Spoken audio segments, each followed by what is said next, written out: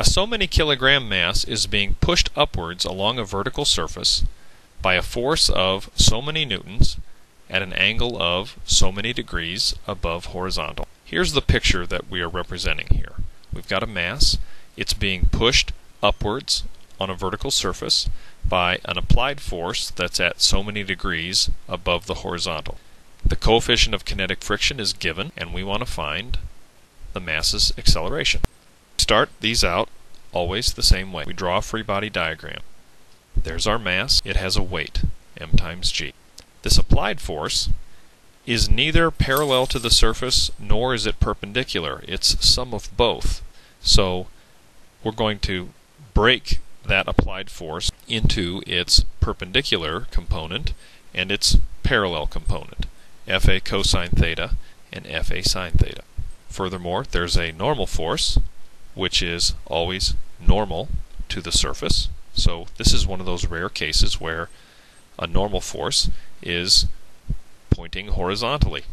Up until now, we've met normal forces and they tend to point vertically. Well, since this book, or whatever it is sliding up the wall, there's also kinetic friction, which is equal to mu sub k times normal force.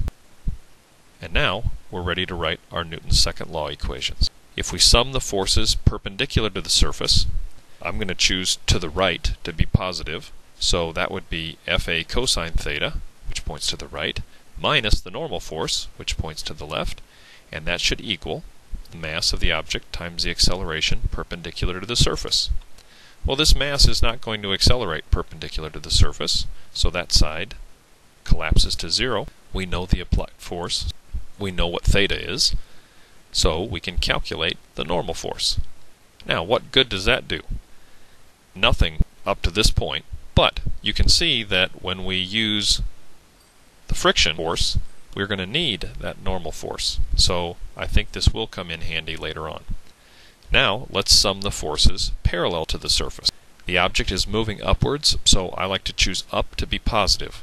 So Fa sine theta points up, mu sub k times normal force points downward, because it always opposes the motion, and of course the weight points downward. So we say minus mg. And that should equal the mass of the object times its acceleration in the up and down direction.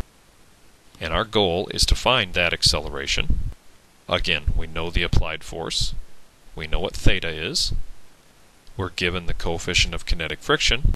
And because of our work previously, we now know the number for the normal force. And of course we know the mass and g and the mass. So everything is known in the bottom equation except what we're trying to calculate. And if we were given numbers in these problems, we would calculate the acceleration lickety-split. Let's do another one. A so many kilogram mass moving horizontally to the right along a horizontal surface is acted upon by a so many Newton force down and to the right at so many degrees below horizontal. So here's our situation. We've got our mass on a horizontal surface. You can see it's moving to the right. We've got a force, and here's my abbreviation for force, down and to the right at so many degrees below horizontal. So we're pushing down on this mass, but we're also pushing to the right, and the mass is sliding to the right.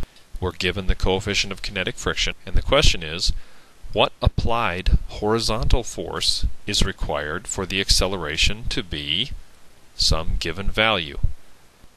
We need to apply a horizontal force to this such that the acceleration is a certain value to the right.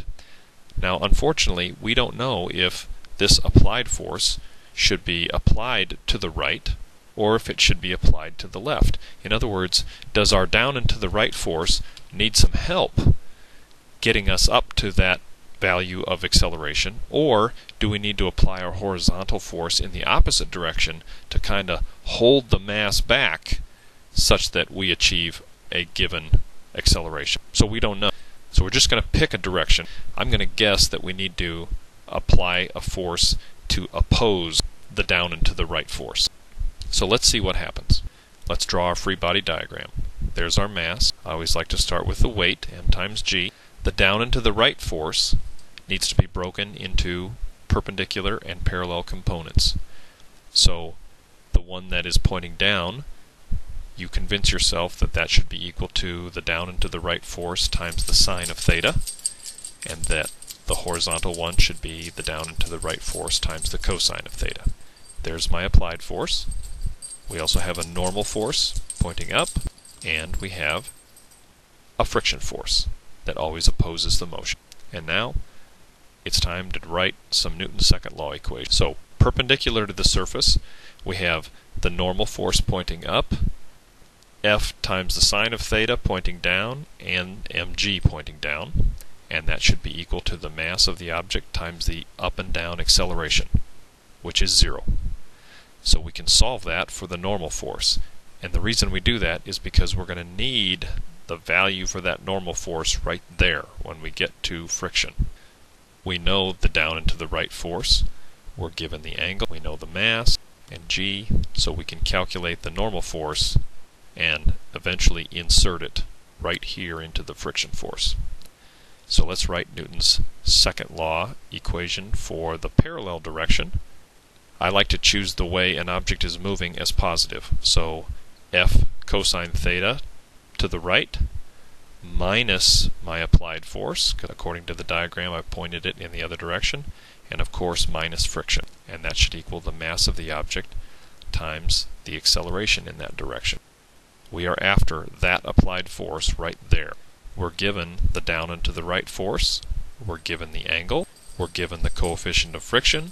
Our normal force has been calculated, bam, goes right in there. We know the mass, and we're given the acceleration, so we simply calculate the applied force.